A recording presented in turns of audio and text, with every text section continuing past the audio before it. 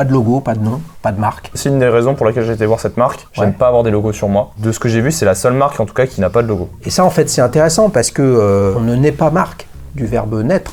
On le devient. Je pense qu'une des forces de Serica, avec petites touches et modèle après modèle, c'est que finalement ça se reconnaît. Salut à tous et bienvenue dans un nouvel épisode de Petites Montres entre amis. Souvenez-vous, en saison 4, épisode 20, Marc-Antoine était venu avec une trilogie Serica. Eh bien, la plus célèbre des marques parisiennes est de retour dans le canapé de Petites Montres entre amis avec Valentin, qui vient nous raconter sa Serica 6190 en cadran blanc. Prends 2 secondes pour liker cette vidéo et t'abonner pour l'éternité. C'est parti pour un nouvel épisode de Petite Serica entre amis. Ce programme vous est présenté par Dailyshoes, la première plateforme d'avis clients sur les montres. Des milliers de passionnés comme toi partagent leur avis sur leurs montres pour aider les autres à faire le bon choix. Rendez-vous sur www.dailyshoes.com pour raconter comment tu aimes ta montre. Salut Valentin. Salut Xavier.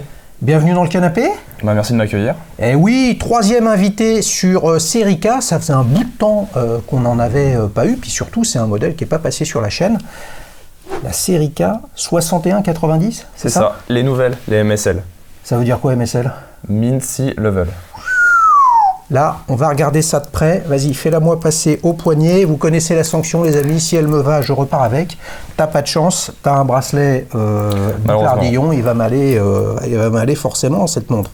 Alors, cadran blanc. Première fois sur la chaîne également pour une Serica. On a eu tous les cadrans noirs des autres modèles. Redis-moi, cette MSL, ça veut dire qu'elle est chronomètre et que les autres sont pas, ou c'est autre chose? Ou j'ai pas compris? Non, c'est juste une nouvelle déclinaison qu'ils ont fait. Ouais. Une adaptation de leur modèle. Ouais. Donc il y a simplement le cadran qui change légèrement et ils ont aussi mis en place des index appliqués. Ah, ok. Mais ça veut dire qu'il y a des 6190 sans index appliqué? C'est ça, oui. En fait, ils ont gardé leur ancienne collection, l'évolution de la 4512 qu'ils ont passé en 6190, donc avec la partie qui est certifiée chronomètre. Ouais. Et là, c'est des nouvelles déclinaisons qui sont faites l'année dernière avec de nouveaux cadrans. Donc il y a un noir, un blanc et un gris. Ouais. Et avec ça, ils ont amené des index qu'ils n'avaient pas chez Serica, des index donc appliqués. Ouais. Qui donnent vraiment une nouvelle dimension à cette montre. Et ce qui est intéressant, moi ce que j'aime beaucoup en tout cas, c'est qu'elle se rapproche beaucoup de la plongeuse. En tout cas dans la forme du cadran. La 5303. C'est ça, ouais. Eh oui, souvenez-vous, Marc-Antoine était venu avec les 3, 8315 la GMT, oui. 5303 la plongeuse et 4512 on va dire la 3 aiguilles. Ça, c'est une 4512 revisitée, ils ont changé le nom ou c'est une montre qui est quand même bien différente? Je trouve que en tout cas dans l'ADN reste quand même assez similaire, ça reste une montre typée Field Watch, ouais. Mais les specs techniques sont beaucoup plus élevés en tout cas que la 4512. C'est plus du tout la même montre à l'intérieur. Ah oui, parce que là, tu as un calibre chronomètre. L'autre, tu l'avais pas. Historiquement, c'était un Newton, je crois, non? Ou un Sopro Newton. J'ai un doute. Ouais. Et là, qu'est-ce qu'il y a comme mouvement? C'est un mouvement Soprod. Ouais. C'est le M100. Ouais, donc c'est le même que dans leurs autres montres. Ouais. Ils sont restés sur ce mouvement-là. Ouais. Chronomètre et qui est automatique. Alors que la 4512, elle était à remontage manuel, s'il me semble. Ah ouais? Ouais. J'ai un petit doute là-dessus, vous nous direz en commentaire. Je commence déjà à le chauffer pour vérifier ce qu'il nous raconte. Non, par contre, ce qui est clair, c'est que maintenant, Serica, avec ce modèle, et puis, qu'est-ce qu'ils ont sorti d'autre? La Parade, référence 1174 de mémoire. Je crois, oui. Ils font plus que des montres certifiées chronomètre. Je crois pas que la Parade est certifiée chronomètre. Oui, vous nous direz bien évidemment en commentaire. Tu l'as acheté il y a combien de temps? Je l'ai acheté il y a maintenant peut-être 8 mois. Ok. Moi, je l'ai découverte lors de la soirée d'inauguration de la montre. Ouais. Ils ont fait une soirée à Paris chez Serica. Ouais. J'ai pu essayer les 3 modèles et j'attendais. C'était le premier modèle qui m'intéressait, c'était vraiment la 6190 chez Serica. Et j'attendais un cadran blanc. Et donc là, Eureka, quand ils ont annoncé qu'il y aurait une déclinaison avec un cadran blanc, j'ai foncé pour aller l'essayer et j'ai directement été sous le charme de cette montre. Alors, cadran blanc, il y en a une en cadran noir. Ouais. Il n'y a pas un intermédiaire? Si, il y a un gris. Ah, ok. Et le gris, tu l'as essayé? Ouais, je l'ai essayé. Qu'est-ce que ça t'a dit? J'ai adoré. un peu plus original, ça change de ce qu'on voit d'habitude, mais j'attendais la cadran blanc donc je suis vraiment resté dessus. Et par rapport en fait, à la soirée d'inauguration, quand ils l'ont annoncé, la version cadran blanc a évolué. Quand je l'ai essayé, en fait, le cadran blanc, le fond était beaucoup plus blanc, mais blanc éclatant, et les index étaient un peu plus jaunis. Et là, donc, comme tu peux le voir... Ça veut dire que c'était un proto ? C'était pas un proto, c'était la version finale, mais les retours que j'ai eus, c'était que en finale, ils ont changé parce que ils s'y retrouvaient pas, ils trouvaient que voilà, c'était, ça correspondait pas à leur vision en tout cas du cadran blanc. Peut-être que ça se rapprochait justement un peu trop de la plongeuse, qui est en cadran blanc. Qui avait un cadran blanc vraiment immaculé. Ouais, c'est ça. Et avec un peu jauni. Et là, ils ont essayé de faire un peu plus différent. Donc le cadran est très très légèrement crème, très très léger.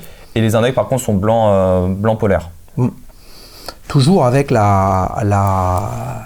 les codes esthétiques des Serica, avec ces index qui sont très très centrés sur la montre, un petit peu comme si on voyait une cible.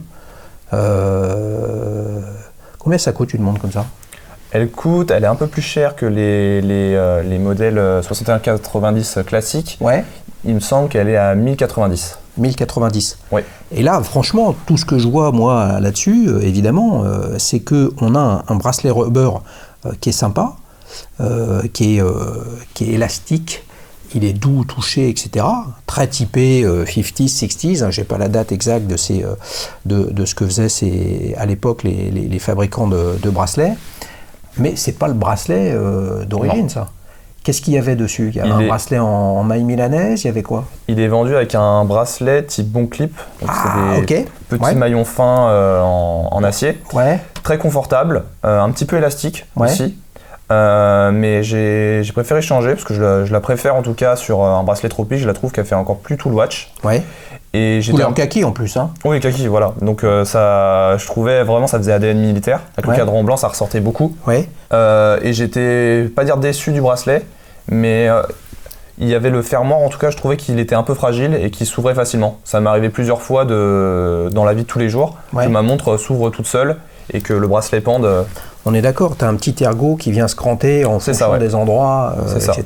Par contre, l'avantage, c'est qu'il est extrêmement confortable, très léger. Il rend la montre encore plus léger qu'avec un bracelet tropique. Et qu'on peut régler hyper finement. Donc en fonction de la journée, si le poignet gonfle ou quoi, c'est très agréable. Ça t'attrape pas un peu les poils du bras J'ai pas de souci. Ah bah il a pas de pilosité. Pas de pilosité malheureusement. C'est pas possible. Tu dis tout le watch. Là on a un bracelet tropique récent, hein, pas un tropique d'époque, couleur. On va se dire la vérité, cacadois. Je veux dire, c'est couleur cacadois, version kaki, militaire. Vous savez que je suis chaud sur ces histoires de patines, machin, de couleurs, etc. Ça fait encore plus militaire. Tu voulais une montre de ce style-là ? Ouais, c'était vraiment l'ADN que je recherchais et je la trouve vraiment avec le bracelet comme ça, en cacadois, encore plus typé militaire. Comment tu t'es retrouvé invité parce que moi, ils ne m'invitent pas à Serica à leur soirée. Non, je les taquine, bien évidemment, mais je prends 15 secondes dans cet épisode pour te rappeler que Daily Shoes, c'est la première plateforme d'avis clients sur les montres. Plus de 3600 avis sur 1400 modèles sont déjà disponibles pour t'aider à faire le bon choix. Alors si toi aussi tu veux participer comme Valentin, crée-toi un compte sur dailyshoes.com pour raconter comment tu aimes ta montre. Comment tu t'es retrouvé invité à leur soirée ? C'est quoi ? C'est via Facebook ? T'étais déjà passé dans la boutique pour comment dire, faire connaissance ? Comment d'ailleurs tu l'as acheté en boutique ou tu l'as acheté en ligne ? Je l'ai acheté. Alors en fait quand je l'ai commandé, elle était en rupture de stock. Donc c'est que ça marche bien. Ça a dû bien marcher. Donc j'ai été l'essayer une dernière fois en boutique et j'ai fait la commande directement sur place pour qu'il me la livre chez moi. Ah bah oui, c'est bien. Les amis, ils étaient au salon Timefest il y a quelques semaines, au mois de juin. Encore une belle réussite. C'était la 2e édition du salon. Cette fois-ci, c'était dans le stade des Girondins de Bordeaux. Hein. Bon, ça va pas fort les Girondins au foot. Hein. Tu suis le foot un peu ? Pas du tout. Pas du tout. Bon, ça va pas fort. Par contre, ils ont un beau stade et ça a fait un bel événement organisé par toute l'équipe des Bordelais là, Édouard, démontrez-vous, Maverick, de Mona, Parlons Montre, Aurel, etc. Donc c'était vraiment un truc très très sympa. Il y avait un monde pas possible dans la loge de Serica. Je ne sais pas si c'était plus pour ce modèle ou pour un autre ou pour la parade. Qu'est-ce que tu en penses de la parade, toi? C'est très différent. C'est très différent. Je l'ai pu l'essayer 2 fois. Ouais. En fait, j'attendais une montre un peu plus habillée chez Serica. Ouais. Quand ils l'ont annoncé, j'étais pas déçu, mais j'étais surpris. Parce que c'était quelque chose que j'avais jamais vu. Ouais. Donc j'ai pris l'occasion pour une sortie à Paris d'aller l'essayer pour me faire un avis autre que les photos. Ouais. Et j'ai beaucoup aimé en tout cas la déclinaison avec le cadran en laiton un peu doré. Ouais. Ouais. J'ai la finesse et aussi le confort. Il y a un bracelet assez spécifique où il remonte vers l'intérieur, vers le poignet. Ouais. Et en fait on a l'impression d'avoir un petit galet au poignet. C'est génial. C'est sympa. Ouais, c'est sympa. Tu te vois avec comme prochaine montre une montre, on va dire, dress, classique, habillée? Ce serait ton style, ça, ou pas du tout? Je pense que ça devient de plus en plus mon style. J'ai d'abord été vers les tools. Ouais. Les tools. Je pense que justement, celle-ci a servi d'intermédiaire pour passer des tools à des montres semi-habillées, parce que je trouve que les index appliqués comme ça renvoie quelque chose d'un peu plus habillé que leur 6190 classique. Ouais. Et ouais, je me verrais bien vers... tu vas garder de la salive pour la séquence ta prochaine montre qui viendra tout à l'heure. Mais là, on sent qu'il y a une envie d'avoir quelque chose de pas plus discret, mais en tout cas plus habillé, où finalement c'est 99% l'esthétique qui compte. Ouais. Et peut-être moins le reste du chose. En parlant d'esthétique, les amis, est-ce que vous avez vu là? Est-ce que ça, là, je gère le coup très verso, c'est pas la Rolls des montres habillées, ça? Qu'est-ce que t'en penses, toi?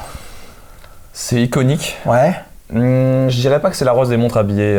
Il y a des montres qui me tentent plus. Attention, parce que dans le 60 secondes chrono, on va le questionner, les amis. Cette affiche, elle est faite par un pote. C'est devenu un pote, en fait. C'est un abonné de la chaîne. C'est un gros contributeur de la plateforme. C'est un aficionados des meet-up d'Alichous à Genève. Le prochain, tu sais quand est-ce qu'il est, le meet-up d'Alichous à Genève? Non. Il est j'ai noté la date, mais en fait, c'est lors des Geneva Watch Days. Ça, c'est un lancement de malade mental, les amis. C'est le samedi des Geneva Watch Days, le 7 septembre, de mémoire, à 19h. Peut-être qu'on fera ça sur le rooftop, comme d'habitude. On s'éclate toujours à ce genre de choses. Cette affiche est à gagner. Sylvain, il a monté son truc, ça s'appelle Iconic Switzerland. Il fait des affiches, il travaille pour essayer de raconter des histoires, des modèles de montres les plus iconiques suisses. Il y en a 5 aujourd'hui. Il y a la Jaeger LeCoultre Reverso que vous avez ici dans son modèle Tribute to Small Second, Rolex Explorer, Tag Heuer Monaco, Omega Speedmaster. Et la petite dernière, c'est quoi d'après toi? Tu as dit la Rolex Explorer? Voilà, je l'ai déjà dit. Donc c'est la Patek Philippe 5711. Il y a 5 versions. Il n'y a que la version ici sur la Jaeger qui est à gagner. Il y a un lien pour remplir un formulaire, il y aura 1 euro gagnant, ça vaut 300 francs suisses hors frais de port, les amis. Iconic Switzerland sur Instagram, si vous voulez aller regarder. Si vous voulez l'aider aussi, abonnez-vous à son compte. C'est un pote de Daily Shoes qui monte ça, c'est pas son job, il essaye de se faire plaisir, il vous présente ça. Il y en a un à gagner. Tu vas tenter ta chance? Ah oui. Ah, il va tenter sa chance. Je sais pas s'il peut gagner. Il a la casquette là derrière. Tu la vois, la casquette? Je la vois. Il la voit. Bon, je sais pas si je vais le laisser tenter sa chance quand même. Il peut pas gagner la casquette de façon assurée et avoir un coup de chance pas possible pour repartir avec. Ça arrivera pas dans le cadre, les amis. Ça arrivera dans un tube à votre adresse. Vous pouvez participer jusqu'à la date qui s'affiche juste en dessous.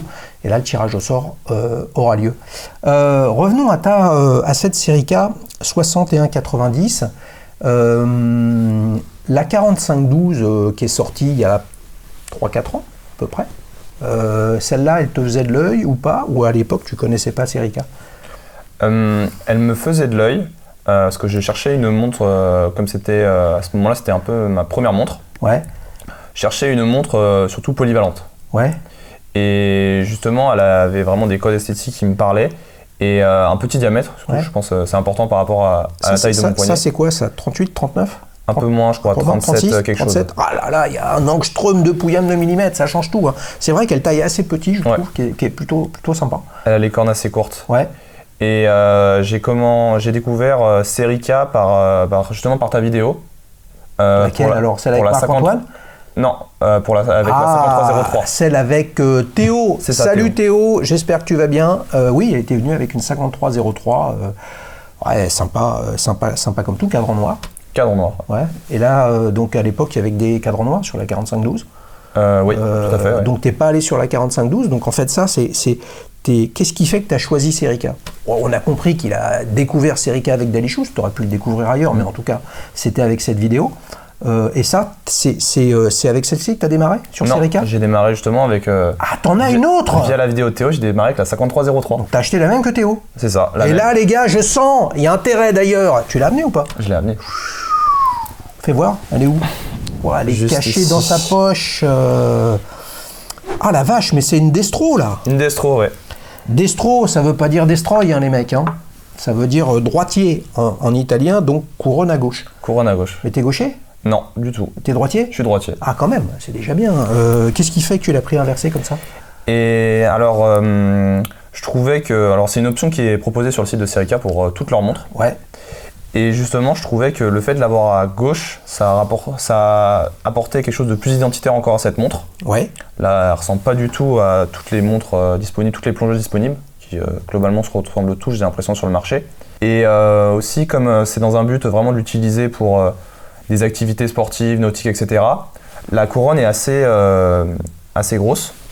Et j'avais peur au niveau du confort lors d'activités sportives. Ah, qu'elle te fasse mal quand ouais. tu plies la main comme ça. Donc tu l'as pris de ce côté-là. Voilà. Et t'as constaté qu'elle te rentre maintenant à l'extérieur du bras. Non, je déconne. Non, ça c'est beaucoup Donc plus ça, c'est ta confortable. première Serica? C'est ma première Serica, ouais. Ouais, mais là, il y a un truc de fou. Là, attends, c'est un truc de malade. Parce que pour le coup, je me souviens bien de la vidéo avec Théo et du modèle de montre, parce qu'on avait eu Marc-Antoine qui était venu avec les trois. Là, t'as pas le bracelet d'origine. Non. Mais t'as quand même mis les pièces de bout qu'ils ont commercialisées il y a 18-24 mois. C'est ça. À peu près. Strié vertical, très très original. Déjà, le bracelet était original. Qu'est-ce qui te plaisait pas dans le bracelet original de 5303? Le bracelet original est très bien, très confortable. On peut l'ajuster pareil au fil de la journée en fonction si le poignet bouge, etc. Mais au moment où je l'ai acheté, il proposait qu'une seule taille de bracelet. Et ça va jusqu'à, je crois, c'est 16,5 cm. Et j'ai pas mal perdu de poids au niveau, globalement, et surtout au niveau du poignet. J'ai les poignets qui sont affinés. Ce qui fait que le bracelet... Toi, tu perds du poids au niveau des poignets, toi? Je perds du poids globalement. D'habitude, c'est plutôt au niveau des abdominales, tu vois, du fessier, des trucs comme ça. Toi, c'est au poignet. Ouais, c'est au poignet, voilà. Non, je me suis en tout cas, le poignet s'est affiné. Ouais. Je pense pas que c'est le bracelet qui a grandi. Ouais. Et ce qui faisait que la montre... Elle ballottait un petit peu, ouais. Et j'aime bien porter les montres proches de mon poignet. Ok. Voilà. Okay. Et j'ai vu tu voulais pas que ça gigote, etc. C'est ça. Et j'ai vu qu'aujourd'hui, par contre, ils ont réglé ce problème. Quand on commande la montre, ils proposent un bracelet plus petit. Ok, mais alors ça répond pas à toute la question sur le sujet. C'est que là, tu n'as pas mis de pièce de bout. Ouais. Handlinks en anglais, c'est plus souvent appelé comme ça, mais pièce de bout. Voilà, donc cette petite pièce triée ici qui s'enlève. Pourquoi tu as fait le choix sur celle-ci de mettre cette pièce de bout et pas là? T'as pas la réponse, hein? Si, je vais trouver. Je pense... alors j'aimais beaucoup dans le bracelet à la base l'intégration. Ouais, où ça faisait presque un bracelet intégré. Tout à fait. Et justement au moment où ils ont sorti ces pièces de bout, je les ai pas essayées sur celle-ci, uniquement sur celle-ci, mais je retrouvais cet ADN là où ça faisait intégré. Et je trouve vraiment sur une plongeuse, ça apporte vraiment un côté encore plus sportif. C'est marrant parce que j'aurais dit exactement le contraire.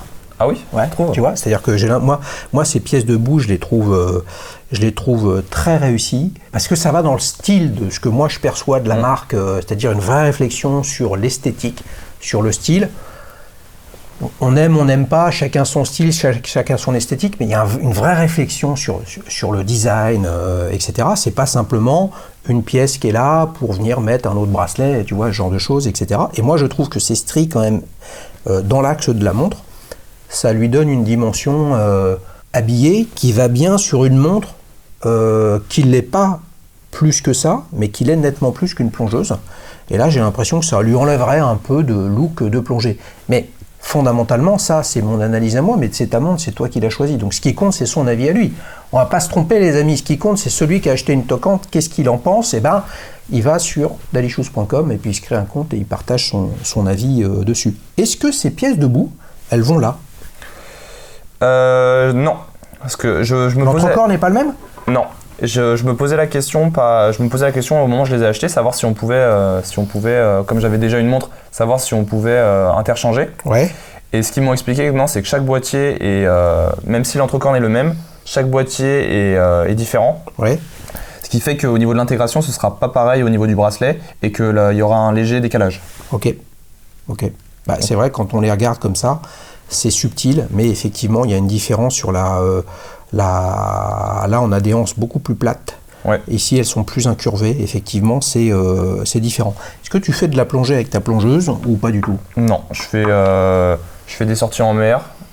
Si, en parlant de ça, si, je vais bientôt faire de la plongée avec ma montre. Ah bah voilà, ça sera son baptême. Ouais. Je pars cet été à Monaco faire un stage de plongée, justement. C'est vrai? Ouais.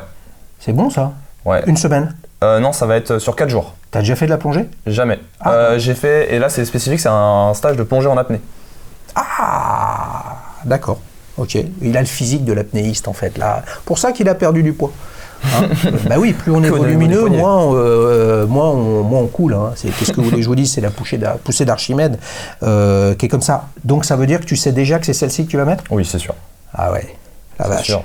Par contre, cet été, Monaco, ouais, je pense que par sécurité, tu vas quand même plonger en combi. Ouais. Donc il faudra que tu t'assures que tu puisses mettre ta montre par-dessus ta combi. Mais n'oublie pas que même si tu as fondu du poignet, plus tu descends, si tu fais de l'apnée, tu vas peut-être descendre à 20 mètres. Oui.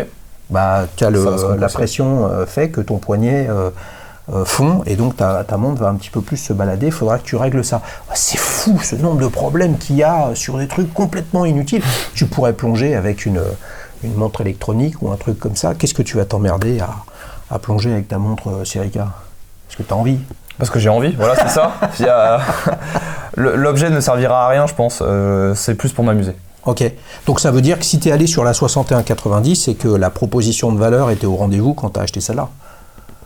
C'est-à-dire la proposition La proposition de valeur, c'est-à-dire que tu as acheté la 5303, tu en as été satisfait globalement et qui fait que tu as eu envie d'en acheter une autre. Par la marque, oui, j'étais très satisfait en tout cas de la montre. Ouais. Et je cherchais, comme c'est une de mes premières, on va qualifier de vraies montres mécaniques, je cherchais une marque qui était, ça avait une ADM Tool Watch, mais qui est portable dans la vie de tous les jours.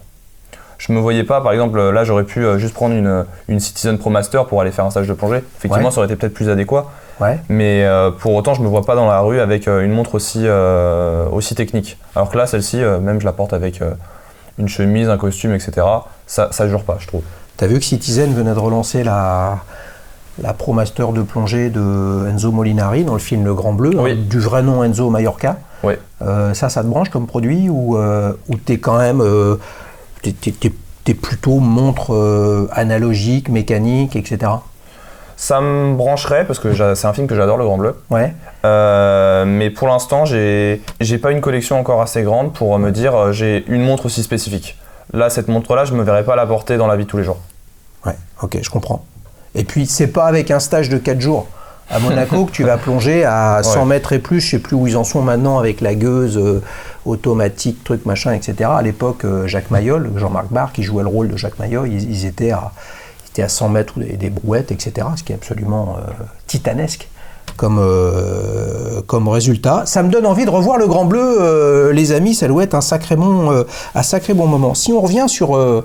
tu vois, regarde, c'est très différent là, le porté. Là, t'as quelque chose qui de fait te plaque plus, parce que tu peux pas mettre la montre à plat. Non. Tu vois, ça c'est un truc qui est intéressant. Là, t'as pris la Destro. Là, tu l'as pas pris la Destro. Pour les mêmes raisons que là, c'était vraiment un sujet de je veux pas prendre le risque que ça bouge ici. Ouais, c'est ça. Pour celle-ci, tu veux dire? Ouais. Alors pour celle-ci, pareil. Ça veut dire qu'elle n'aura pas le droit de plonger, celle-là. Cela dit, qu'est-ce qu'elle a comme étanchéité? 200 mètres? 200 mètres, ouais, on peut largement. Tu peux faire du boulot. Alors que là, tu es à 300 mètres. 300 mètres.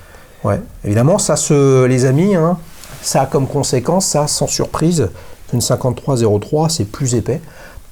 C'est plus épais de façon significative, mais pas de façon dramatique. Non, je trouve que ça reste portable. Voilà, mais épaisseur, les amis, c'est à un moment ou un autre, votre verre et le fond de boîte est plus épais pour supporter des pressions plus importantes. Et en fait, l'écart de pression entre 200 et 300 mètres est astronomique. On s'en rend pas compte, mais c'est quand même beaucoup. Tu pourrais quand même y aller avec celle-là. Pour le coup, oui. En tout cas, s'il devait rester qu'une seule montre dans ma collection, ce serait celle-ci, parce que c'est la plus polyvalente, je trouve. Alors, j'ai pas pris la loupe avec montée sur la lumière ultraviolet, donc je peux pas savoir. Là, ta matière luminescente. Ouais. Dans les deux cas, elle est de quelle couleur? Elle est verte. Elle est verte. Ok. Ouais. Et justement, à contrario, je trouve que la luminescence de cette montre est plus efficace que celle-ci. Celle-ci, justement, c'est un défaut que je trouve à cette montre, c'est que la luminescence est un petit peu faible, surtout pour une plongeuse. Ouais, attends, c'est un défaut relatif à celle-ci ou absolu? Parce qu'en fait, si tu préfères, ça me rappelle justement l'année dernière au Geneva Watch Days. Donc cette année, Daily Shoes, le retour au Geneva Watch Days, avec le meet-up le samedi, vous regarderez sur le formulaire, mais je suis sûr que c'est le 7 septembre à 19h, où vous pouvez vous inscrire. De la même façon, pour essayer de gagner le Iconic Switzerland sur la Jaeger LeCoultre Reverso, c'est pareil, il y a un lien en description. Le fait d'avoir des index en applique fait qu'il y a plus de matière luminescente que lorsque ils sont peints. Et la matière luminescente, à peu de choses près, en tout cas l'année dernière, j'avais discuté avec le leader suisse de la matière luminescente. À l'époque, au kilo, ça valait le prix de l'or. Donc tu comprends bien que dans le prix de revient d'une montre, plus tu mets de matière luminescente, plus ton prix augmente. Et c'est peut-être mécanique. Alors évidemment, si tu as les deux, toi tu vas te dire celle-là fonctionne mieux dans l'obscurité. Ouais, complètement. J'ai pu comparer. Ouais, je sais pas, peut-être 1, 2, 3 soleils, tu vois, comme ça tu la mets au soleil et tu décides de plonger avec l'une ou avec l'autre quand tu vas aller à Monaco, quoi. Oui, mais après, si j'ai une plongeuse, c'est pour emmener faire de la plongée. Ah, bah voilà, ok, bah emmène les deux, une à chaque poignet. Allez, c'est parti. Double wristed, les amis, si tu avais un adjectif qui résume cette série K 6190, ce serait lequel? Polyvalente. Ah oui, bing, directement. On va surveiller si sur la plateforme, avec sa 6190, il a déjà mis polyvalente. Moi, il y a un truc que j'ai toujours beaucoup aimé dans cette montre. Il y en a d'autres qui l'ont peut-être fait, mais j'en suis même pas sûr, qui est une évolution par rapport à la 4512, c'est l'index à 6 heures plat. Ouais. Que je trouve très très sympa. On retrouve les codes quand même des séries K, la forme du boîtier, les anses, le polymiroir, les anses twistées, ça c'est vraiment intéressant. Et toujours une question, pas de logo, pas de nom, pas de marque. Ça te séduit, tu t'en fous, il y aurait un nom, ça changera rien. Quel est ton point de vue là-dessus? Non, ça me séduit. C'est aussi une des raisons pour laquelle j'ai été voir cette marque. C'est parce que je suis quelqu'un qui s'habille très simplement dans la vie. J'aime pas avoir des logos sur moi. Ouais. Et justement, je me suis retrouvé. Je vérifie pendant qu'il dit ça. Tu peux vérifier. Ouais. Et justement, c'est de ce que j'ai vu, c'est la seule marque en tout cas qui n'a pas de logo. Il y a simplement marqué en bas du cadran série K Swiss. Mais à part ça, non, il n'y a pas en tout cas un logo apparent ou un nom sur le cadran. Bah, c'est un choix. C'est un choix. C'est vrai que sur une montre, c'est un petit truc. Si tu mets un logo en énorme, etc., c'est une autre approche. Mais je trouve ça intéressant, c'est-à-dire que tu cherches de la discrétion. Oui. C'est ça. Est-ce que ça, c'est le maître mot? Est-ce que tu vois aussi un peu de discrétion dans cette plongeuse? Dans cette plongeuse il y en a des plus exubérantes, il y en a des extrêmement reconnaissables. Pour moi, elle reste quand même assez discrète parce qu'elle est noire, elle passe partout, elle a quand même un diamètre assez petit. Ouais. Mais je dirais que quand même celle-ci est quand même beaucoup plus simple dans son ADN. Et celle-ci, par contre je devais choisir par exemple un adjectif, ce serait beaucoup plus identitaire. D'accord. Elle a un design beaucoup plus affirmé. Ok. Bah, c'est vrai que cette 5303, elle a tous l'ADN de la marque. Et ça, en fait, c'est intéressant parce que, comme je le dis souvent, et j'aime le répéter, même si ça peut fatiguer, entre guillemets, on ne naît pas marque du verbe naître, on le devient. Et je pense qu'une des forces de série K, avec petites touches et modèle après modèle, c'est que finalement, ça se reconnaît, une série K. Et finalement, qu'est-ce qui pourrait synthétiser une marque, quel que soit le domaine? C'est qu'à un moment, tu te dises, ça, c'est une série K. Voilà. Et ça, de ce point de vue-là, ça veut dire que le job qu'ils font est intéressant. Et c'est pour ça aussi que ils sortent pas tant de modèles que ça, parce qu'ils sont quoi? Ils sont à un modèle tous les 2 ans, quasiment, entre guillemets, peut-être 1 an et demi. Alors qu'il y a d'autres marques sur le marché français, le marché américain, des jeunes marques qui marchent fort, ou des marques qui sont relancées, je pense à Baltic, à Nivada, à Vulcain, etc. Là, c'est quasiment 2 collections par an. C'est ni moins bien, ni mieux. C'est quoi le terme? C'est ni mieux ni moins bien. Enfin bref, peu importe. Vous voyez, chacun voit midi à sa porte sur ce sujet-là. Qu'est-ce que tu dirais d'un move sur la 6190 que je ne vois absolument pas venir chez Serica, mais je ne les connais pas bien au final, hein, et qui te sortent une 6190 vert olive, bleu Tiffany, orange poète-poète, etc., comme tu en vois sur plein d'autres marques sur le marché où ils essayent de suivre la Oyster Perpetual de Rolex. Pour moi, ce serait une faute de goût. Ils iraient pour la clientèle qui s'est ciblée, ils iraient avec quelque chose qui les correspond pas. Je pense que pour le coup, ça permettrait d'intégrer de nouvelles personnes, de faire découvrir la marque, parce que le produit est quand même très qualitatif. Il y a des specs intéressants, le rapport qualité-prix est bon, mais en allant vers ce marché-là, je pense qu'ils perdraient l'essence même de leur marque, les clients les plus fidèles.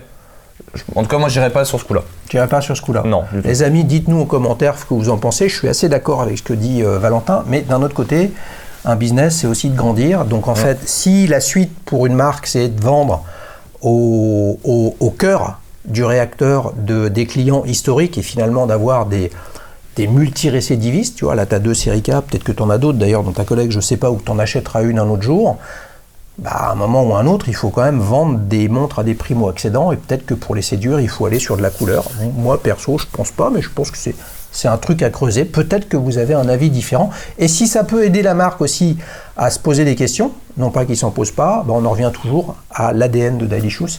C'est ceux qui achètent des montres, c'est ceux qui mettent des sous, c'est ceux qui investissent, c'est ceux qui vont les voir, qui les essayent, qui décident de les acheter, qui peuvent nous inspirer. Et là, avec le format que tu as toi, c'est voilà. Moi, je suis discret, je ne veux pas trop porter de marque, je ne veux pas être identifié à tel ou tel type de produit, etc. Pour le coup, une montre sans marque, ça te va bien. Il y a une marque, mais en tout cas, il n'y a pas un gros logo à poser. Ouais, exactement. Voilà, c'est ça. En fait, c'est ton petit secret. Ouais, c'est ça. C'est un petit cachotier, mais quand on est dans le canapé de petite montre entre amis, on peut rien cacher. Et là, il va même tout nous raconter. Vous imaginez, c'est l'inverse avec la séquence souvenir. Alors, 2 Serica, tu as acheté la 5303 en premier. Quel âge tu as? 24 ans. Oh putain, il est tout jeune. La vache. Ça se voyait qu'il était jeune. Je savais pas que tu étais aussi jeune que ça. Tu as démarré avec quoi comme te compte? J'ai démarré. Alors, putain, il est venu avec. Je suis venu avec toute la collection. Ah mais attends, donc en fait on avait prévu de faire une montre Serica, en fait il y en a 2, puis là t'en as combien derrière toi? J'en ai 3. Oh la vache, alors t'as démarré avec quoi en premier? Alors j'ai démarré avec ma première montre, c'est une Vous avez G-Shock. compris, hein, souvenir les amis, ça revient dans Petite montre entre amis, il faut que vous veniez avec votre camelote quoi. Alors là on a une G-Shock là. Une G-Shock, le modèle iconique, c'est la première montre que j'ai eue. Toute première.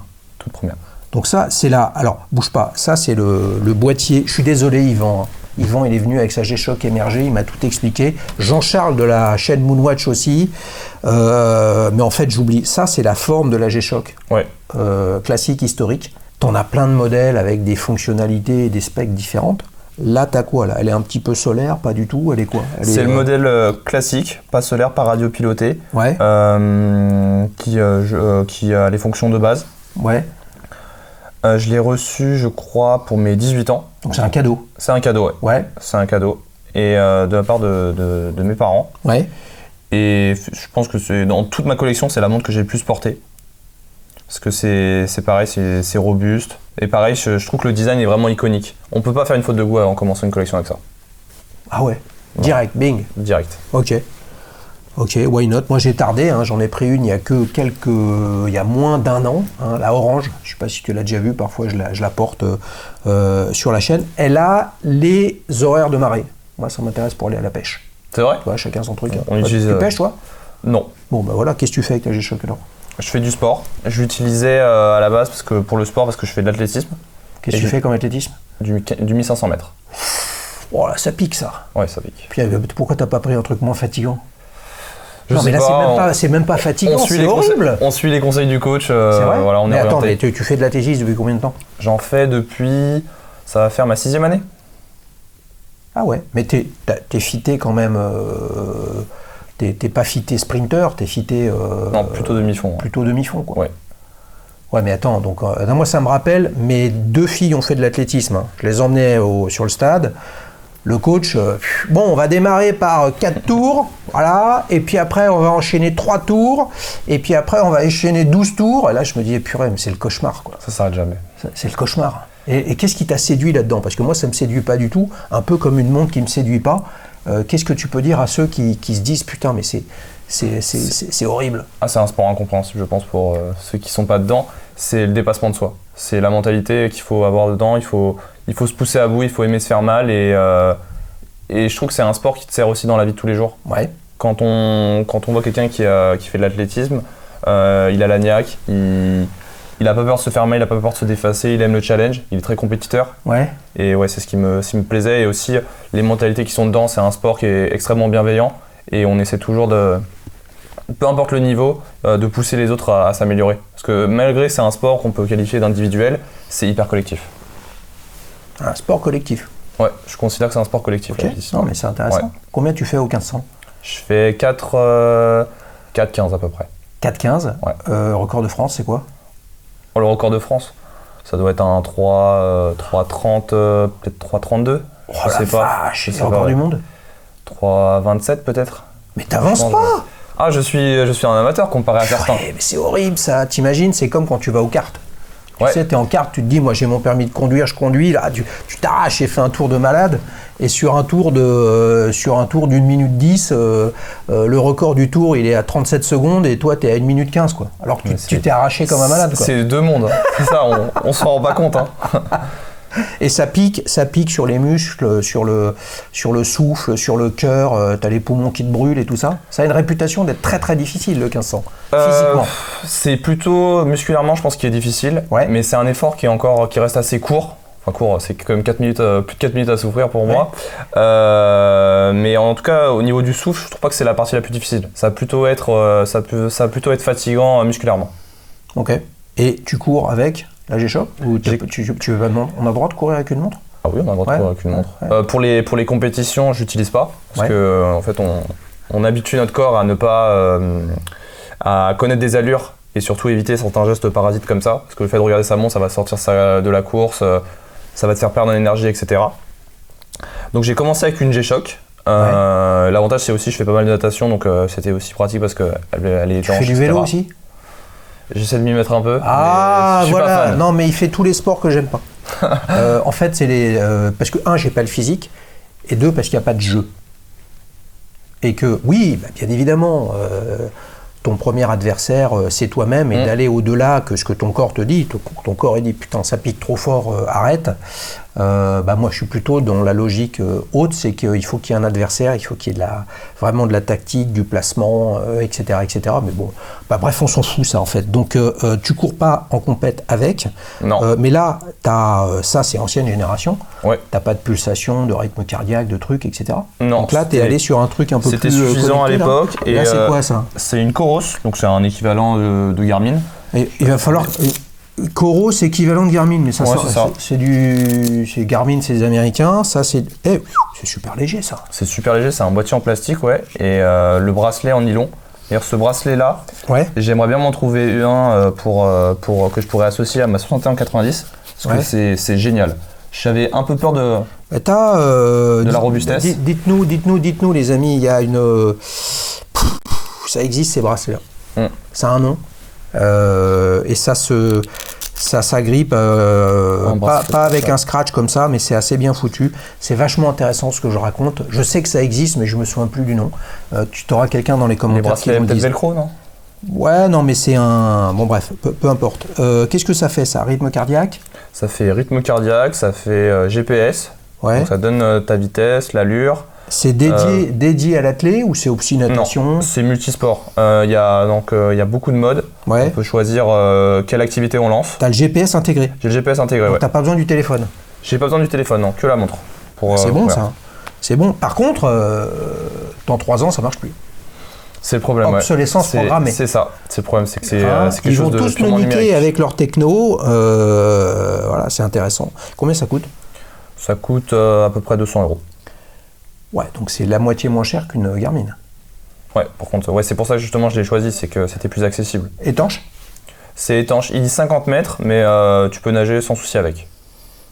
Ok, et là je vois que tu as une petite broche, donc tu as un chargeur, ouais. Tu as un chargeur comme ça. Il faut la recharger à peu près tous les... Après ça dépend de ton activité, de ton utilisation, mais on va dire toutes les semaines. Et c'est Bluetooth ? Ouais, c'est Bluetooth, c'est connecté au téléphone et on a une application d'aide pour gérer notre activité. J'adore l'échange qu'on a là. Parce que c'est bien l'illustration de pourquoi il n'y a pas de montre connectée sur Dalyshus et sur la plateforme. Parce que tu vois bien que là, ce dont on parle, c'est à quoi ça sert, comment ça marche, c'est quoi le poids, c'est quelle fonctionnalité il y a dessus, quel système d'exploitation tu synchronises. Toutes ces questions, elles n'ont absolument aucun intérêt dans une montre. Une fois qu'on a dit qu'elle est en acier, les trucs, etc., ben, on rentre dans une logique émotionnelle. Et en fait, je suis content qu'on ait cette discussion. Moi, je la regarde avec intérêt. Est-ce que tu sais s'il y a la fonction golf là-dedans ? Tu peux charger des parcours ? Je crois pas. Je suis en train de tout le déglinguer. Il y a un système. Je ne crois pas. Hein ? Bon, on regardera tout à l'heure. On regardera ça. De toute façon, on va aller manger un morceau après. Je sais pas, avec plaisir. On va aller bouffer un plâtré de pâtes spaghetti bolognaise. Comme ça, il ira tout cramer sur le 400 mètres. Ce sera cool. Alors, là, il y a quand même la montre iconique électronique à quartz qui est quasiment dans toutes les collections. C'est d'ailleurs, je crois, les 50 ans ou les 70 ans de la G-Shock, un truc comme ça, je ne voudrais pas dire une bêtise. Là, on a vraiment le produit très branché santé aujourd'hui aussi, hein, sur les biorhythmes et compagnie. Et là, par contre, j'ai l'impression que c'est une Nomos. Il y a autre chose. Et qu'est-ce qui t'est arrivé alors ? Ça, elle est arrivée quand, cette Nomos, dans ta collection ? Elle est arrivée il y a maintenant 3 mois. Donc c'est la petite dernière. C'est la petite dernière. Qui est arrivée après la 6190. C'est ça. Qu'est-ce qui t'est arrivé ? Parce que ça, c'est un achat imprévu et j'ai vu une belle occasion. Ouais. C'est un modèle qui me tentait, chercher quelque chose qui c'est très mode, mais quelque chose qui flash un peu pour l'été. Ouais. Fais gaffe parce que là tu vas commencer à être reconnaissable, tu vois. Ouais. Si tu mets des couleurs, après ça va être le début d'une marque. Bah c'est le problème là. Pour le coup, la Nomos, en tout cas ce cadran-là, je trouve qu'il est vraiment très identitaire. J'ai pas vu en tout cas cette couleur-là chez les autres marques. Ouais, et tu as fait le choix de prendre un cadran California, qui est proposé sur la 6190 et la 4512 de mémoire, chez Serica. C'est un truc qui t'avait fait de l'œil à l'époque sur la Serica ? Le California, s'il y avait eu le choix entre dans la 6090, ils avaient fait une déclinaison cadran blanc, j'aurais pris le modèle California. Ouais. Ah, ok. Malheureusement, ils l'ont pas fait. Intéressant. C'est vrai que ça se voit, il y en a qui en proposent, il y a différentes marques, etc. J'avoue personnellement pas être spécialement séduit, pas parce qu'il y a des chiffres romains, mais je sais pas. Ça fonctionne pas plus que ça. Je trouve qu'on est quand même dans une esthétique et un ADN assez proche entre Serica et Nomos. Plutôt deux marques discrètes, alors évidemment pas du tout les mêmes tailles, hein. Nomos c'est allemand et je crois qu'ils font pas loin de 30 000, peut-être 40 000 montres par an, tu vois, Serica c'est plus petit, beaucoup plus petit, mais il y a la même recherche esthétique de douceur et de discrétion, donc celle-là d'occasion. Celle-là, je l'ai achetée d'occasion, ouais. Alors que les autres, forcément neuves. Ouais. Enfin, forcément, non, tu aurais pu les acheter aussi d'occasion. Non, je les ai toutes achetées neuves, les autres. Première expérience d'occasion ? Non, j'ai eu, il y a quelques mois, j'avais acheté quelques années, pardon, maintenant il y a un peu plus d'1 an et demi, j'avais acheté la Baltic, le modèle Tricompax. Ouais. Et tu as pu ? Et que j'ai revendu. Et pourquoi ? Que j'ai revendu. Ouais. J'adorais le design, la montre était magnifique, mais je me sentais pas à l'aise de la porter, parce qu'elle prenait beaucoup les pètes. Ah. Il y avait une lunette en aluminium qui ressortait. Ouais. Et à chaque fois que je la portais, j'avais vraiment peur de l'abîmer. Donc elle accrochait en fait. C'est ça. Et je me vois pas en tout cas porter, c'est pas ma vision de l'horlogerie, de porter des montres et de faire attention à comment je les porte. Ok. Là c'est le côté sportif où dès que tu sors, tu cours, tu sautes, tu nages, etc. C'est ça. Okay. Et c'est vrai quand on regarde celle-ci, là la lunette ressort pas du tout. Non. Tu vois, donc elle accroche moins. Combien ça coûte une Nomos comme ça, Club Campus ? Alors il me semble, neuf c'est à peu près 1 300 €. Ouais, et là toi tu l'as payé combien ? Je l'ai payé 700 €. Ah ouais. J'ai fait une bonne affaire, ouais. Elle était neuve. Elle était neuve. Ouais. Ok. Sur quel site? Je l'ai acheté, alors je sais qu'ils aiment pas trop, sur Le Bon Coin. Bah, qui c'est qui il? Parce que j'ai entendu beaucoup d'avis négatifs comme quoi il déconseillait d'acheter sur Le Bon Coin. Non, mais le Bon Coin, eBay, ou ce genre de choses, etc. Tous ces sites de vente entre particuliers, bah, de fait, il faut faire attention à ce que tu achètes. Mais tu l'as acheté, mais tu l'as vu, tu es allé la voir avant de l'acheter. Comment ça s'est fait? J'ai été la voir. Donc en fait, elle était un peu plus chère que ça. Ouais. J'ai négocié le prix directement en proposant que je pouvais venir la chercher dans la foulée, dans la soirée. Ouais. Donc le monsieur a accepté parce qu'il voulait s'en débarrasser. Et au final, ça s'est fait en transaction vers son domicile.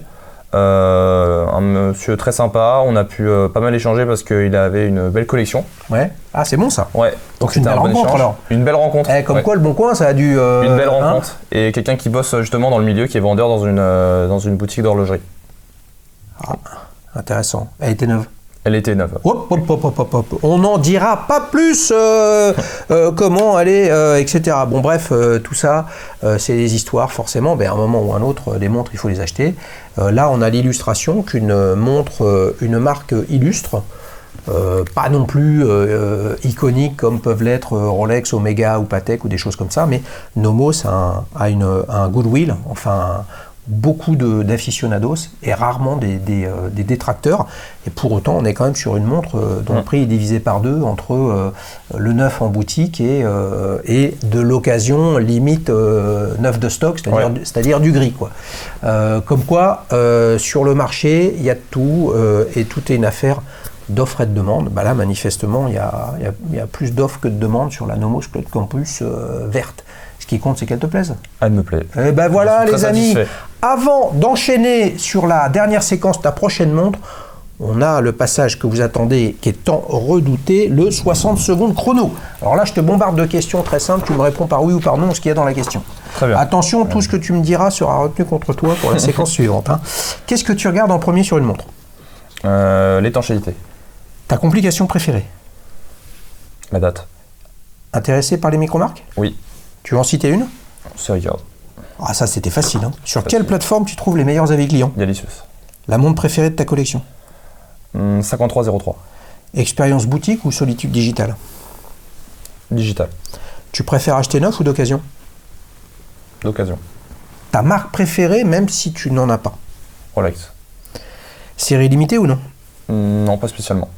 Ta première montre, si tu devais tout recommencer à zéro, ce serait quoi? Serica 6190. Ton truc, les horlogers indépendants? Oui. T'en as un en tête? J'aime beaucoup ce que fait... comment ça s'appelle? C'est Réservoir? Ok. Pas Réservoir, je te citerai après. Ok. Il nous dira après. Ouais. Acheteur instinctif ou réfléchi? Réfléchi. La montre que tu regrettes d'avoir vendue? Si tel était le cas. Maintenant, la batterie Compax me manque un peu. Ah. Intéressé par le vintage? Oui. Bracelet rubber ou bracelet NATO? Rubber. Est-ce que tu te vois avec une montre intégralement en or? Oui. Ta prochaine montre? Peut-être la Serica, la nouvelle, la Parade. Peut-être la Parade. Et le modèle de tes rêves les plus fous? Un seul, c'est difficile. Le modèle de ton rêve le plus fou? Le modèle de mon rêve le plus fou? Un Rolex Daytona, ouais. Rolex Daytona? Ouais, j'adore ça. C'est bon ça, les amis. Il a amené plein de réponses qui, me semble-t-il, sont contradictoires avec ce qu'il nous a raconté depuis le début. Et là, je vais le taquiner. Non, intéressant. Serica, pas de logo, discrétion. Tu te vois avec une montre tout en or? Ouais. Waouh, là, t'es reconnu, hein. Ouais. T'es vu, etc., etc. Et Rolex Daytona, c'est le comble de la Rolex. En toute amitié et toute sympathie. C'est reconnaissable, c'est la marque à la couronne, c'est le modèle le plus prisé, le plus difficile à avoir. Alors là, tu prends une Dayto en or. Oh non, ah là, ça va trop loin là. Si j'irais sur un Daytona, ce serait peut-être dans le vintage, mais le vintage plutôt des années 2000, donc avec lunettes acier, donc pas aussi brillant qu'avec cadre blanc ou cadre en blanc? Cadre en blanc, et quand même conserver des specs actuels. La montre que je puisse la porter sans craindre quand je me lave les mains, etc. Pas aller vers du vintage des années 80. Je sais pas ce que tu fais comme taf, mais il faut charbonner hein, pour se prendre une Detto pré-El Primero, hein, c'est-à-dire les références à 4 chiffres. Ouais. Là c'est très très cher. Et faut pas acheter sur le bon coin dans ce cas-là. Ah non, là je pense que je prendrai pas le risque. Alors ta prochaine montre, pourquoi pas la Parade? Ouais, t'as dit pourquoi pas la Parade? Ouais. Alors Parade, tout à l'heure tu en as parlé, hein, je me souviens de tout ce qu'on se dit, attention hein, les amis c'est sérieux. Hein. Ouais. Tu as parlé de celle avec le cadran en laiton, ce serait celle-ci? Ouais, cadran en laiton, ouais, pas le noir. Est-ce que tu es allé les essayer? J'ai été les essayer, 2 fois. Purée la vache, mais t'es un serial killer de chez Serica ou quoi? Non, mais quand je vais pas souvent à Paris, et quand j'y passe, je passe près de la boutique, je prends l'occasion d'aller les voir, parce que j'adore l'équipe. C'est toujours un bon échange. Ouais. Ils sont à l'image des 2 fondateurs, hein, bienveillants, passionnés, qui expliquent les choses, etc. etc. Pourquoi tu n'irais pas sur une Jaeger LeCoultre Reverso? Pas le même prix? Alors déjà, c'est pas le même prix et pareil dans une recherche de polyvalence au niveau des specs, l'avantage de la Parade c'est l'étanchéité. 100 mètres. 100 mètres? 100 mètres, ouais. 100 mètres, donc je me poserai pas de questions quand j'irai me laver les mains. Combien ça coûte une Parade? Un peu moins de 1500 €. Ouais, donc on est toujours dans le spectre tarifaire de Serica entre 1000 et 1005. Ouais, je trouve qu'elle est plutôt bien placée parce que pour une montre qui propose quelque chose de nouveau comme ça, très identitaire, ils auraient pu aller plus haut dans le prix, je pense. Ouais. T'attendais qu'ils sortent ça, donc qu'ils aillent vers la montre habillée, ou tu aurais préféré, ou t'attendais également qu'ils viennent sur un chrono? Parce que moi j'ai l'impression, les amis de chez Serica, c'est que tout le monde attend que vous fassiez un chrono. J'attendais le chrono, ouais. Ah, t'attendais le chrono? J'attends le chrono, ouais. Ah ouais, un chrono avec les anses lyre, là, comme vous faites historiquement. Je sais que c'est des grands fans de Universal Genève. Oui. Mais mon petit doigt me dit quand même que la problématique des chronos aujourd'hui, hein, c'est que tu ne peux pas y aller avec un mouvement manufacture parce que sinon c'est une équation tarifaire inextricable. Et donc tu vas avec des chronos du marché, que ce soit Sellita, Seiko même, ETA avec le dérivé du Valjoux, etc. C'est que c'est des montres quand même qui sont assez épaisses. Ouais. Est-ce que ça va avec le style un peu et le chic revendiqué, même si moi c'est pas ma cam entre guillemets à titre personnel, mais revendiqué par la marque? Non, je pense pas. Donc là, ils sont dans un problème, c'est que s'ils veulent faire un chrono plutôt fin, parce que je pense que c'est ce qu'ils vont essayer de faire pour un chrono portable, le prix va exploser. Et je pense pas qu'ils cherchent à atteindre des prix à 7-8 000 €. Ouais. Je pense pas que c'est leur but. Ou sinon, ils prennent un chrono avec des mouvements génériques. Mais là, ils vont vite arriver, surtout s'ils veulent remettre des specs à plus de 100 mètres d'étanchéité. Pas facile. Sur Serica, tu as dit 2 choses, je me suis dit, tiens, ça m'étonne. Ouais. J'aime bien le taquiner, quand même. Qui aime bien charcute bien, selon la bonne expression. Ta préférée dans ta collection, c'est la Serica 5303. C'est la 5303. Si tu redémarrais à zéro ta collection, from scratch, tu prendrais une 6190. Et là, je me suis dit, mais en fait, pourquoi c'est pas la même réponse à ces questions? Parce que la 6190, si je devais redémarrer, ce serait la montre la plus polyvalente. Ouais, c'est ce que tu as dit tout à l'heure en termes d'adjectifs. Donc, quitte à en avoir qu'une seule, puisque tu démarres, tu viens avec quelque chose qui est passe-partout dans le bon sens du terme. Ouais, et c'est aussi une montre qui peut... Je trouve qu'elle ouvre plus de portes que la 5303 parce que celle-ci, on peut vraiment l'habiller de toutes les formes. On a juste à changer le bracelet et ça change complètement l'ADN de la montre. Est-ce que ça, on peut pas, c'est pas valable pour... je le vois avec tous les invités, on n'est pas loin des 300 épisodes sur Petite Montre entre amis, il faut que je fasse le calcul exactement, mais des goûts et des couleurs, il y en a absolument dans tous les sens. On avait eu Thomas aussi, je l'ai oublié, putain, il va m'engueuler, qui était venu avec une Serica dans la collection de Thomas, je sais pas si tu te souviens, il a du Vintage Citizen. Il avait également une Serica, je crois que c'était la 4512, je peux me tromper, et il avait mis un bracelet rubber ultra flashy orange ou rouge. Thomas, tu me diras en commentaire si je perds la boule. Hein. Donc en fait, tu vois, on peut, sur celle-là, tu pourrais mettre un rubber, un tropique blanc. Oui, je pourrais, et ça fondrait encore plus dans le cadran, ce serait intéressant le combo, mais justement, je pourrais aussi mettre un beau bracelet cuir. Du fait qu'elle soit assez fine, ça la rendrait plus habillée, encore plus. Eh ben, c'est clair, là tu viens vraiment sur le terme habillé, donc en fait finalement la trajectoire qu'a pris la marque, et toi où tu vas, finalement il a démarré avec des montres digitales fonctionnelles, Tu en avais un besoin X, Y ou Z. Puis maintenant, tu viens sur la passion. Et en fait, cette passion, petit à petit, là, tu es en train de glisser, semble-t-il, sur quelque chose de discret et d'habillé. Et de ce point de vue-là, la parade, elle va bien. Ouais. Tu vois, tu n'es pas en train de bouger vers des choses, vers de la plongeuse plus radicale, type Omega Seamaster 300M, tu vois, avec une valve à hélium à 10 heures ou des choses comme ça. Tu es plutôt allé pour te l'affiner. Tu es bon pour aller sur du vintage discret, etc., quoi. J'hésite avec le vintage en fait. J'en reviens à la Baltic Street Compass par exemple qui m'a pas convaincu, qui m'a pas convenu en fait dans mon utilisation. La montre était très bien, mais en fait je pense que je serais pas à l'aise de porter du vintage. Le verre qui est pas forcément en saphir, l'étanchéité qui est à revoir, etc.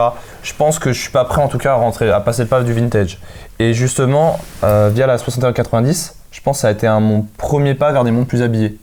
Avec les index un peu plus appliqués, je la mets avec un bracelet cuir, etc. Je comprends. Dans mon cheminement, je suis vraiment passé des Tool Watch vers des montres de plus en plus élégantes, on peut dire. Ouais, mais qui, dans tous les cas, que toi, tu considères pouvoir porter quoi qu'il arrive. C'est ça. C'est justement aussi le cas de la Nomos. Mais elle n'a pas la couronne vissée. Elle n'a pas la couronne vissée, mais elle a quand même 100 mètres d'étanchéité. Alors ça me rassure. Ok. Ouais.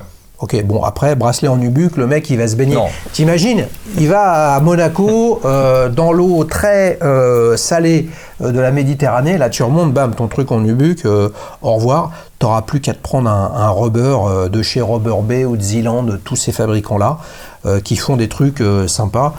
Comme un peu sur les Moonswatch, hein, tout le monde change son bracelet de Moonswatch tellement il n'est pas confortable. Moonswatch, ça t'a séduit ça ? Je trouve en tout cas commercialement parlant, c'est très fort ce qu'ils ont fait. Ouais. Mais pareil, je me verrais pas la porter. En fait, c'est un peu le même boîtier que j'ai sur ma montre purement pour le sport. Ouais. Donc c'est un peu du jetable. Ouais. Mais sans les fonctionnalités. Ouais. Donc la Moonswatch, je pense que c'est un bon pas pour rentrer dans l'horlogerie. Mais en tout cas, aujourd'hui, j'irai pas vers une montre comme ça. Ouais, je comprends. Ça me convient pas. En tout cas, la Moonswatch, vous connaissez mon point de vue, les amis. Là, on est à la saison 6 de petites montres entre amis. La saison 16, dans 10 ans, je serai encore là. Même la saison 26, il y aura des jeunes de ton âge qui ont 15 ans aujourd'hui, ils en auront 25 dans 10 ans et qui viendront. Et quand ils me diront « Ah, Xavier, je t'ai amené ma première montre », ils vont me sortir une Moonswatch Jupiter. Ils vont me sortir une Moonswatch Earth, etc., etc. Je suis sûr que ça amène des passions, ça amène des gens à l'horlogerie analogique. Et on s'est régalé avec toi parce qu'on est passé d'un monde purement fonctionnel à un monde émotionnel. Mais tu renies pas l'ancien monde quand même. Non, parce que j'en ai toujours besoin pour mon utilisation. Voilà, donc dites-nous en commentaire, j'espère que vous ne me direz pas que vous en voulez de la Shunto, de la Garmin et de la quoi, c'est quoi ça ? Coros. La Coros ou de la Samsung Connected ou de la Apple Watch, parce que quand bien même vous me dites Xavier, on en veut de petites montres entre amis, moi je n'en veux pas plus que ça. Valentin, merci beaucoup. Merci pour ton accueil. C'est avec grand plaisir les amis, si vous voulez gagner la Iconic Switzerland, c'est une affiche faite par Sylvain, un abonné de la chaîne, un contributeur de la plateforme, un passionné de montre qui vient au meet-up souvent à Genève. Il a monté ça, vous pouvez retrouver ça sur Instagram avec son compte Iconic Switzerland. Il vend ses affiches, c'est imprimé sur un papier de folie, d'extrêmement bonne qualité. Plusieurs modèles dont la Gégère Lecoutre. Celui-ci est à gagner. Rendez-vous en commentaire avec le lien, vous cliquez dessus, il y a un formulaire pour participer, il y aura un heureux gagnant qui le recevra chez lui. Et toi, tu vas repartir avec la casquette d'Alishous. Avec plaisir. C'est beau, merci les amis, à bientôt, ciao ciao. Ce programme vous est présenté par Dailishous, la première plateforme d'avis clients sur les montres. Des milliers de passionnés comme toi partagent leur avis sur leurs montres pour aider les autres à faire le bon choix. Rendez-vous sur www.dailishous.com pour raconter comment tu aimes ta montre.